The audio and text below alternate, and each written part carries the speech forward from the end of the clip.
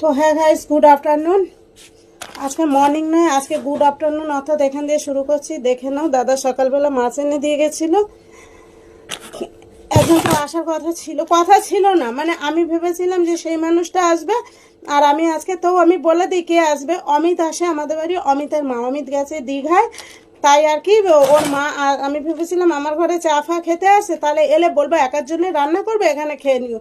But আসেনি, তো দুর্ভাগ্য জাগি যাক, যার জন্য দাদাভাই আরও এতগুলো মাছ এনেছে। ঠিক আছে, এই যে দেখো। তো ব্যাপারটা হচ্ছে, এখন এত বেলায় কেন তোমাদের মাছটা দেখাচ্ছি। আমি ঘুম থেকে উঠলাম 11:30। আমি ভোর 4টার সময় উঠেছি লাইক কমেন্টস করবো বলে, সেখানেও ঘুমিয়ে পড়েছি। 2 মিনিট 5 মিনিট পারিনি, ফোন পড়ে গেছে। তারপরে আমি উঠলাম 8:30, মানে তার আগে উঠে দাদাকে খাবার দাবার সব দিয়ে গেছি।